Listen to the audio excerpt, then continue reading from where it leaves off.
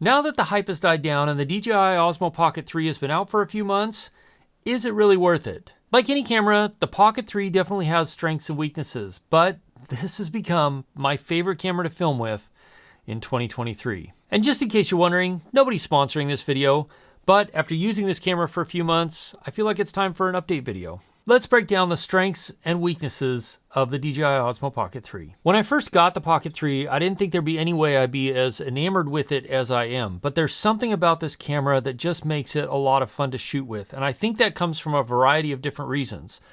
One is, it's just super easy and super simple to shoot with. You pull it out, flip the screen, and within a second, the camera's on and ready to go. There's no setting anything up. There's nothing special you have to do in order to get it ready. You don't have to balance a gimbal or anything like that.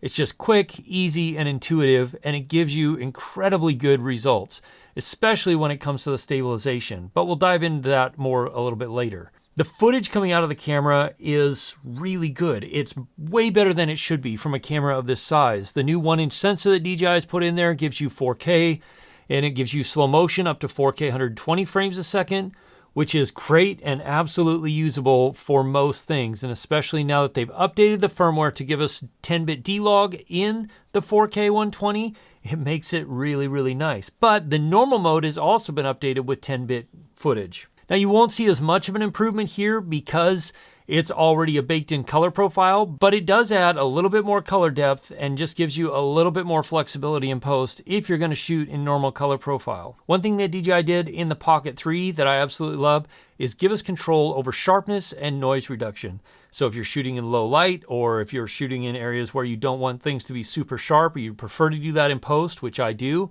then you can turn the sharpness way down, or you can turn the noise reduction way down and use your higher end software in post to get actually really nice, really usable results. But one of the ways the Pocket 3 absolutely excels and blows pretty much everything else in this price category out of the water, including phones, GoPros, Action 4, just about everything, is low light.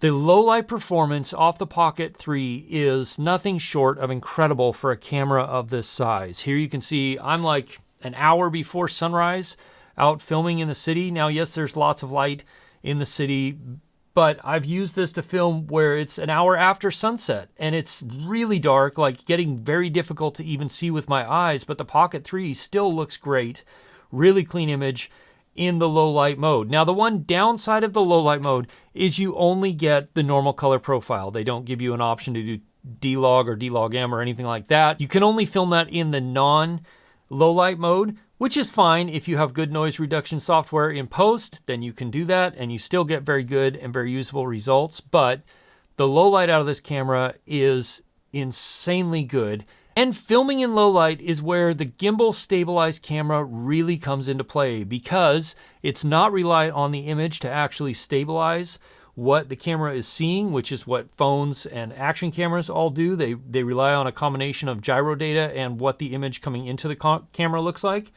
But because the Pocket 3 is gimbal stabilized, you get these perfectly smooth shots no matter how dark the image is, no matter how dark the scene is.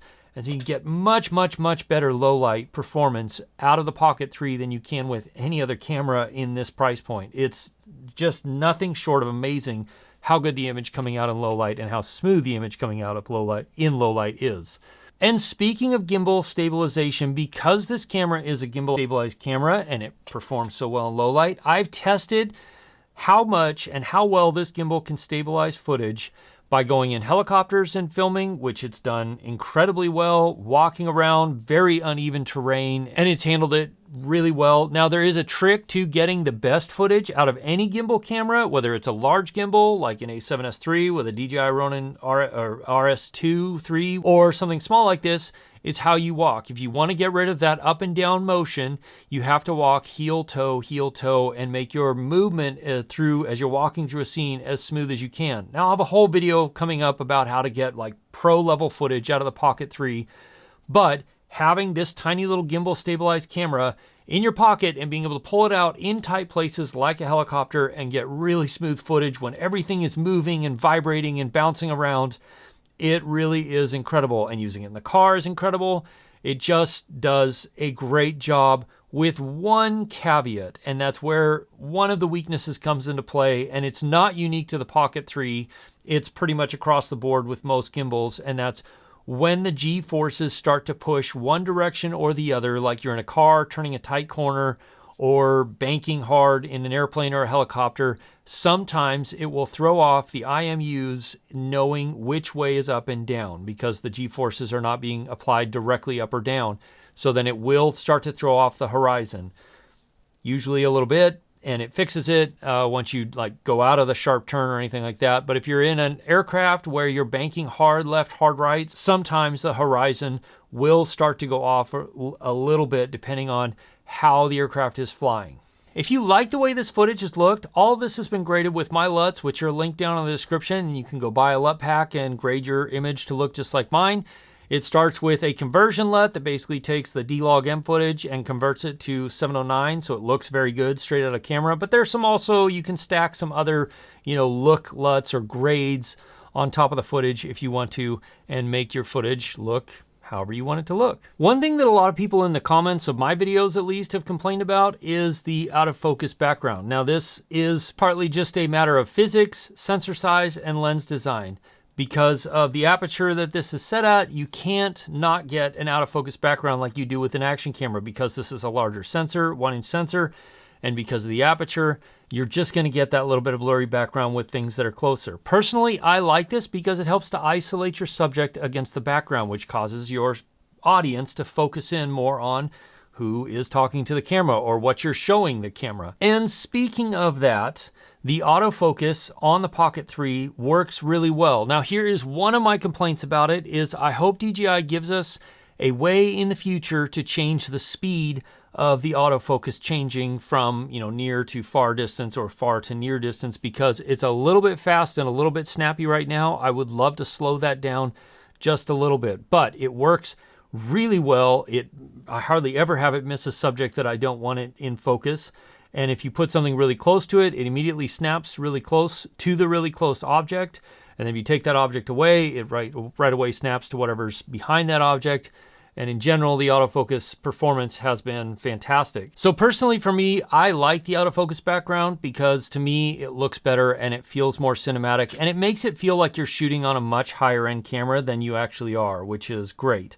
Because being able to use this in public and not be as conspicuous, but still get really beautiful, really great looking shots, to me, absolutely. I've been using this a ton lately for just running around and filming stuff, and it's been working great. As a travel camera and as a vlogging camera, this thing is great. I would say the only thing it's missing, and maybe this will come on the Pocket 4, is a tighter focal length. Now, you can zoom in digitally up to 2 times, which does actually look pretty good, and you're seeing a bunch, and you've seen a bunch of shots at the 2x digital zoom, and it gives you a little bit more compression. But I would love it if in the Pocket 4 they do something like they did with the Air 3, where they put a second camera on there with a much tighter 3x 70mm, something like that, focal length, because that would make this camera just an absolute beast. But even without that tighter focal length, the 2x zoom definitely gives you some really usable results and gives you something different if you're going to frame things differently. And because it's gimbal stabilized, you get just wonderfully smooth and stabilized footage. And of course, this will film vertical video. Now, the easiest and best way is to flip the screen or rotate the screen or put it in vertical video mode and film up to 3K vertical video, which looks great. It's super stable, so it's really nice. But you can also hold the Pocket 3 sideways and film vertical video that way if you want to get the full 4K. But to get the best stabilization out of the gimbal, you're going to want to flip it into vertical video mode and film that way. One last thing on the image quality is this does shoot really great time lapses and hyperlapses. And with the hyperlapses, you can move the camera from left to right or right to left, or you can set specific points that you want the camera to start and stop at, which just adds a whole nother dimension if you're somebody who likes to do hyperlapses or time lapses of any kind. A feature that I don't think gets enough credit if you're a solo creator like me and you're filming yourself, or if you do vlogging or travel videos or anything like that, is the active track on the Pocket 3. For one, it's light years better than the Pocket 2, but the active track on the Pocket 3 is actually super usable and really, really accurate.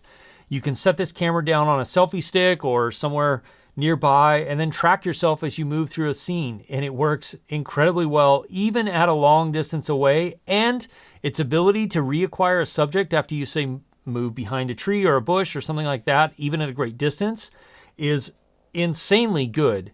Like way better than it should be, considering how small and how tiny this camera is. But using Active Track and a camera like this gives you the ability to tell stories and to show scenes in ways that you can't do with action cameras or phones or anything like that, because it gives you almost like another camera person who's operating the camera for you at a distance and being able to follow you through a scene. Now, it's not exactly the same, but it's really close, and it just makes your footage, again, stand out a little bit more. But the Active Track on the Pocket 3 is ridiculously good. Hey, if you're enjoying this video, then consider subscribing. My goal is to help other solo creators make good decisions when purchasing gear by testing and reviewing stuff and giving you tips and tutorials out in the amazing but harsh weather conditions that Alaska provides.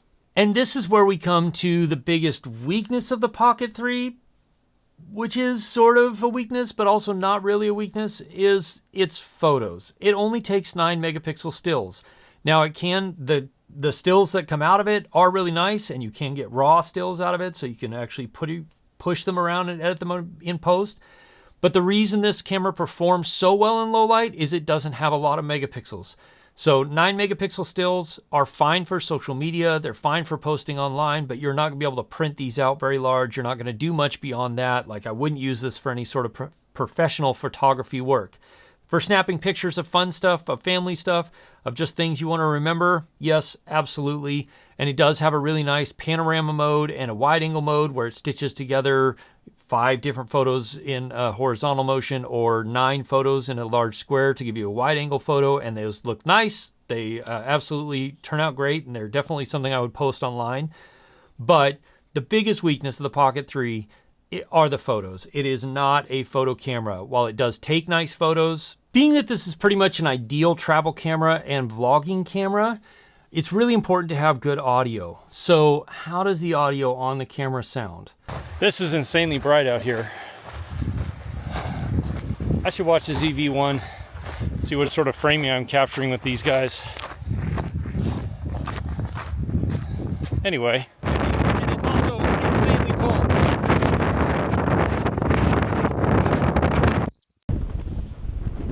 But if we turn the DJI Mic back on, the audio cleans up incredibly well. I mean, do you see how windy it is? I checked, and just a little bit from here, there's a weather station. It's blowing 35 miles an hour. As you can see, if you get the Creator Combo, the DJI Mic 2 makes a huge difference in heavy wind, depending on how you're gonna operate. But not only that, it gives you the freedom to be able to go a long distance, like hundreds of feet away from the camera, and still get good clean audio. And because it also records internally, then even if the signal does drop, you can still get good audio with this microphone. But it also comes with some cool features of you can start and stop recording on the camera using the link button when they're on and linked up. You just tap the link button, it starts recording, tap the link button, it stops recording, and you can trigger and or turn off and on the noise reduction built into the mic using the power button with quick switching. And of course it has the record button on the side as well. And speaking of the DJI Mic, while it's not available for sale by itself, I suspect we'll get a DJI Mic 2 system sometime early next year, hopefully. But the firmware for the DJI Mic 2 has been updated, and now you can pair it with an Action 4 if you want to. You can pair it with an iPhone if you want to, which makes it super usable for a lot of different situations and systems now to have this be able to be wirelessly paired to other cameras and not just the Pocket 3. But say you don't get the Creator Combo, but you do have the DJI Mic system or the Rode Wireless Go or any other microphone that uses USB-C or has the capability to use USB-C, all you have to do is plug it into the USB-C port, and suddenly you have wireless audio built in. So here you can see I've got 2 wireless mics going, and it just works. Now I've tested this with the DJI Mic system. I've tested it with this Sennheiser lav that goes straight to USB-C. And here you can see, there we go, I'm tapping it and it still works. So the fact that you can plug almost any USB-C microphone into this and get really good, really clean external audio makes this a fantastic option for creators who are running and gunning in places where you're not going to be able to get clean audio any other way, because having good clean audio close to your source, or especially as you saw earlier in high winds, makes a huge difference for how your vlogs or how your travel videos are going to come across. One thing I've been watching for as time goes on is battery life and how this actually does perform over a long period. Now, if you get the creator combo, which I highly recommend, you get this extended battery, which gives you 60% more battery. And what the camera will do is drain the battery handle first and then drain the internal battery second. So every time you use it, it's pulling power from the battery handle into the camera and then using the internal battery once the battery handle is exhausted. But then you can use power delivery to fast charge this up to 80% in an incredibly ridiculously short amount of time. So if you do need to recharge through a day, it will recharge really quickly. That being said, I've been using this a lot, and especially a lot in very cold conditions, and it has been operating really well. I've been able to go out for 4 or 5 hours at a time and use the camera, not continuously, but a lot of those 4 or 5 hours in temperatures well below zero, and then also around zero and about 10 to 15 above zero. All of that's Fahrenheit, sorry. But the battery has held up incredibly well and done a really good job of handling those super cold temperatures. I have gotten cold weather warnings once in a while where basically it's saying the battery's too cold. It won't charge the internal battery from the battery handle until the battery's warmed up.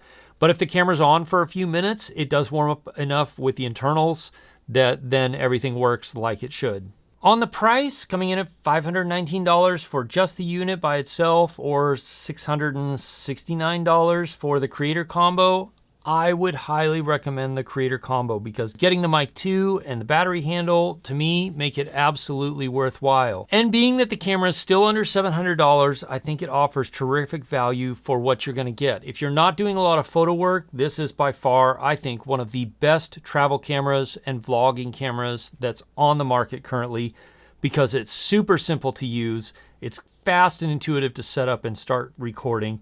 And it basically takes away the barrier of you having to understand and know how cameras work, to being able to just turn it on and record and get a really nice usable image straight out of the camera in a lot of different situations. But next, you're gonna wanna watch this video right here. I'll see you over there. As always, if you have questions, ask me in the comments below, or you can join my live stream, which happens most Wednesday nights at 4 p.m. Alaska time, 8 p.m. Eastern, where we can have more of a conversation and I can maybe answer questions I didn't get to in this video. I'll see you again soon in the next video. Cheers.